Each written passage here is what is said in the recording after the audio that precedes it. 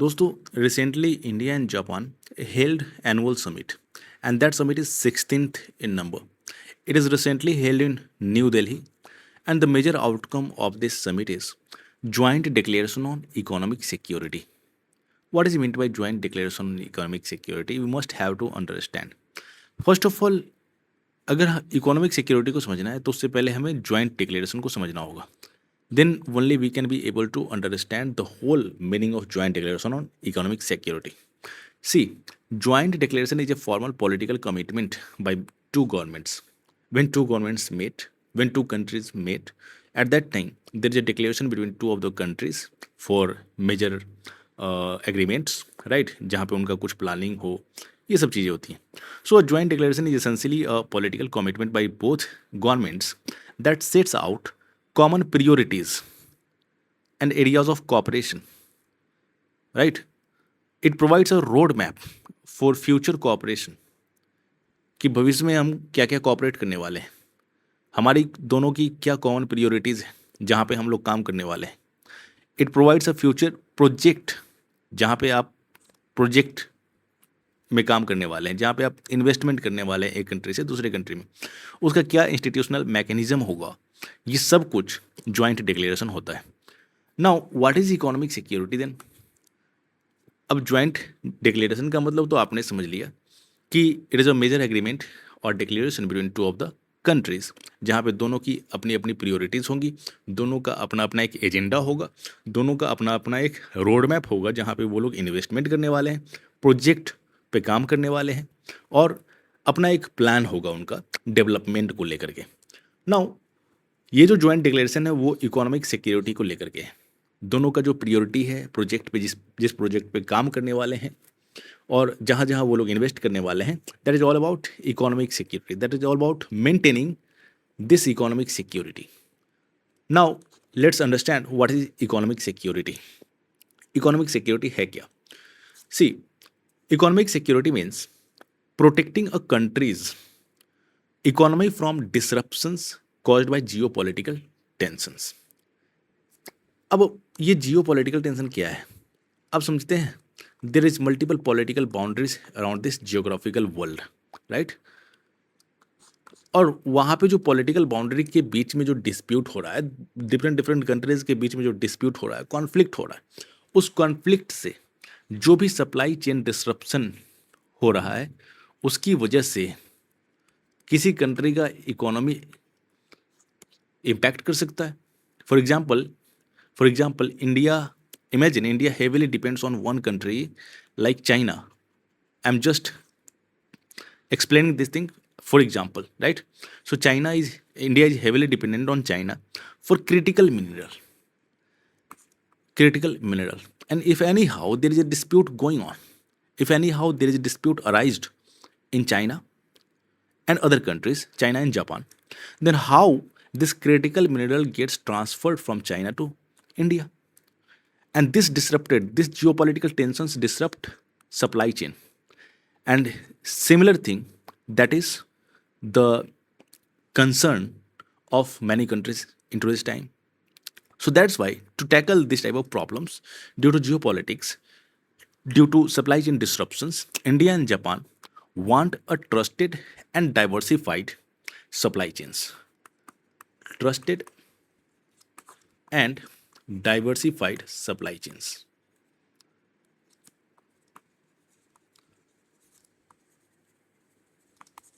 जहाँ पे एक ट्रस्ट हो, जहाँ पे एक डाइवर्सिफाइड सप्लाई चेन हो. थोड़ी देर के लिए एग्जांपल से समझिए ना कि इंडिया, जैसे कि अभी थोड़ी देर मैं आपको एग्जांपल में बताया कि heavily dependent on China for critical minerals, and China suddenly stops exporting critical minerals. What India will do? What India have alternative? What India can do? Their economy will collapse after some period of time because they are heavily dependent on critical minerals. They are not able to manufacture battery. They are not able to manufacture electric vehicles, right? So these critical minerals play important role in today's time. These critical minerals play an important role in today's time, right? So due to all these things, India wanted to diversify their import India wanted to diversify their need or requirement for critical minerals. So, on the one hand, they engage with China for critical minerals. On the other hand, they also engage with Japan for critical minerals. And this is called trusted and diversified supply chain, right?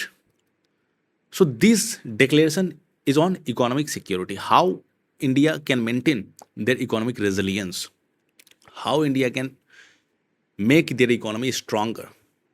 So this declaration particularly concerns to economic security. Now let's come to the next part. That is, what does that declaration cover? Now you have a broad idea that this declaration cover this declaration cover on economic security. But economy itself is a broad term.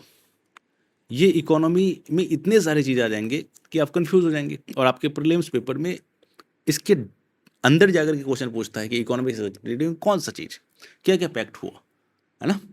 तो सबसे पहले इस बात को समझिए कि economy में आपका एक सेमीकंडक्टर आता है जो कि काफ़ी आज के टाइम में इंपॉर्टेंट है। Why semiconductor is important? क्योंकि अभी का समय जो है वो एआई का ज़माना है, आर्टिफिशियल इंटेलिजेंस। और आर्टिफिशियल इंटेलिजेंस को बनाने के लिए, आर्टिफिशियल इंटेलिजेंस को और डेवलप करने के लिए, एडवांस बनाने के लिए हमें सेमीकंडक्टर की रिक्वायरमेंट होती है। और आज के डेट में अगर आपके पास एआई टेक्नोलॉजी नहीं है तो फिर आप काफ़ी पिछड़े हुए हैं।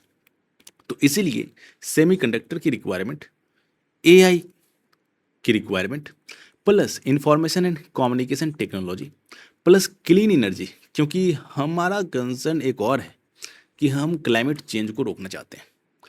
वी नो कि हमारा जो वर्ल्ड है किस तरीके से इम्पैक्ट हो रहा है पॉल्यूशन के कारण, किस तरीके से ग्रीन हाउस गैसेस के कारण हमारा इन्वायरमेंट इम्पैक्ट हो रहा है।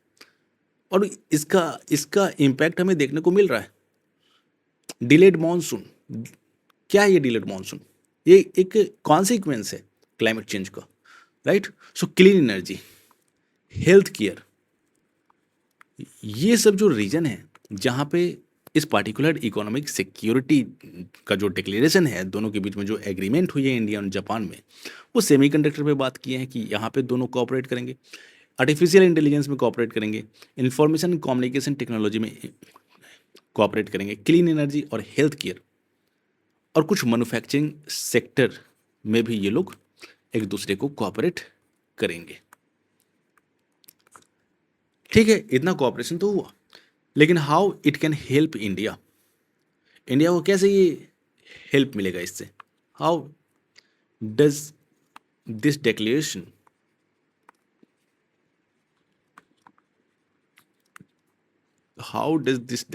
help India? It can help India in 4 major ways. वैसे तो मल्टीपल चीज़ें, पर मैं आपको आसान शब्दों में समझाने के लिए 4 मेजर वेज बता रहा हूँ। First is supply chain. अब हमारे पास डाइवर्स ऑप्शंस है, अब हमारे पास डाइवर्सिफाइड ट्रेड है, डाइवर्सिफाइड ऑप्शंस है, हमारे पास अल्टरनेटिव्स है। So that's why we are not dependent on we are not dependent heavily on a single country. We are dependent in every countries for our requirement.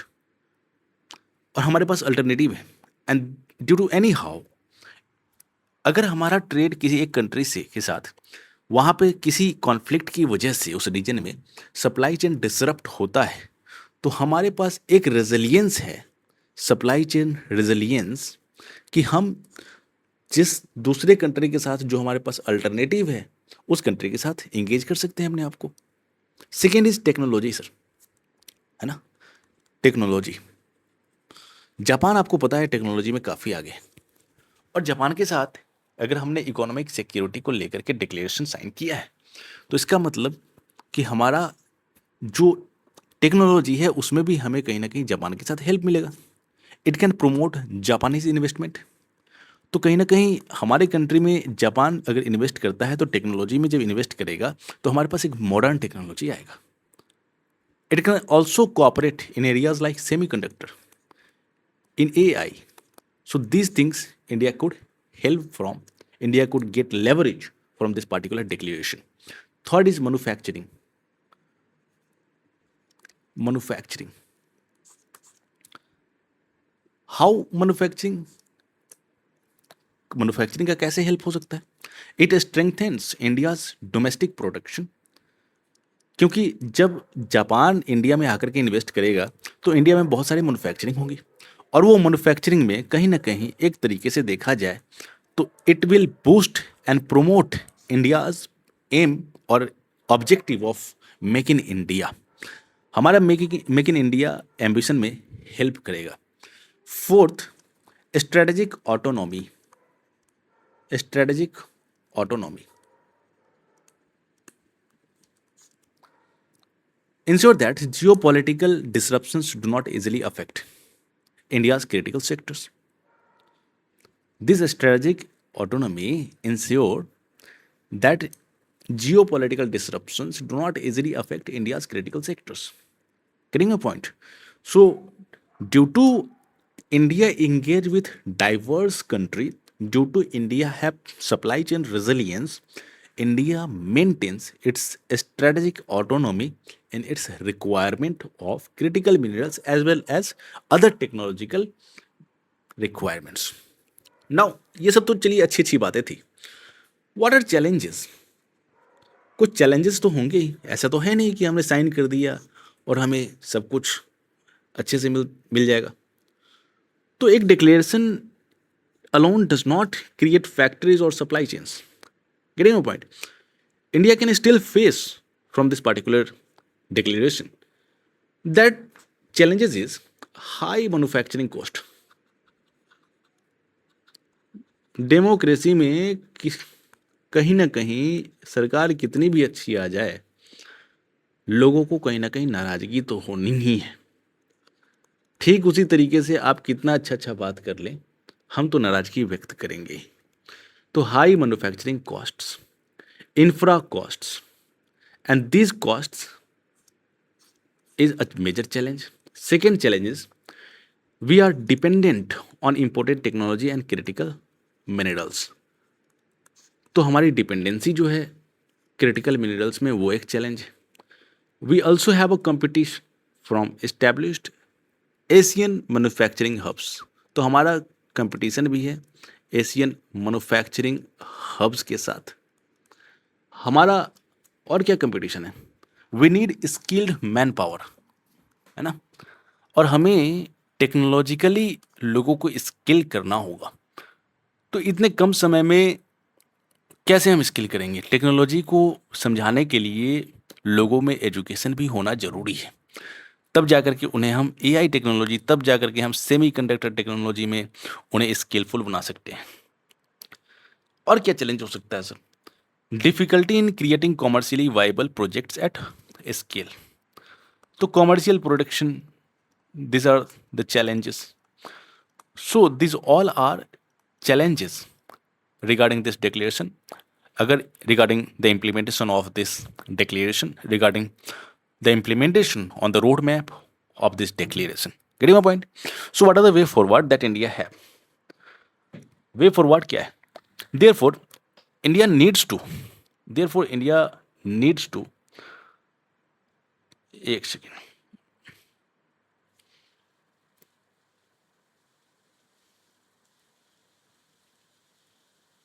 therefore India needs to, यहां मैं लिख देता हूं, therefore India needs to convert this declaration into actual projects, and the focus should be on joint research and development, technology transfer, Japanese investment, domestic manufacturing, and supply chains, diversified supply chains. So these all can help India to achieve its goal, India to achieve its declaration, India to achieve its objective, right. तो चलिए इसी तरीके से अगर आप हमसे, जैसे यहाँ पे मैं लिख देता हूँ इसको, है ना, फोकस क्या है कि आप ज्वाइंट रिसर्च एंड डेवलपमेंट पे फोकस कीजिए, टेक्नोलॉजिकली आप अपने आप को इम्प्रूव कीजिए, एडवांस कीजिए, आप डोमेस्टिक मैन्युफैक्चरिंग में ध्यान ज़्यादा दीजिए, आप सप्लाई चेन को डाइवर्सिफाई कीजिए, So these all things are nothing but way forward that India could opt for. अब ये तो इंडिया जापान के 16th एनुअल समिट से है, और इसी तरीके से मैं आपको आज इस लेक्चर के माध्यम से बताना चाहता हूँ कि बहुत ही जल्द हम लोग सितंबर से, क्योंकि देखिए मेजर कंसर्न बच्चों का क्या होता है ना, करंट अफेयर्स। करंट अफेयर्स से बहुत टफ लगता है, न्यूज़पेपर नहीं पढ़ सकते, और ये बहुत चैलेंजिंग है कि इतना चीज़ हम याद कर सकें। ठीक इसी तरीके से जिस तरीके से इतने आसान शब्दों में मैं आपको ये इंडिया और जापान का 16th एनुअल समिट समझाया, और इसको याद करने में आपको कोई मेजर चैलेंज नहीं है, ठीक उसी तरीके से अगर हम टेन्योर भी देखेंगे कि किस टाइम से किस टाइम तक का current affairs prelims as well as mains में एप्लीकेबल है और पूछा भी जाता है, तो वो मई लास्ट ईयर से लेकर के आपका मैक्सिमम मार्च तक का, इसके बीच का जो करंट अफेयर्स होगा वो पूछा जाएगा। और बहुत जल्दी मैं आपको प्रूफ करने वाला हूँ कि ये करंट अफेयर्स यही आता है।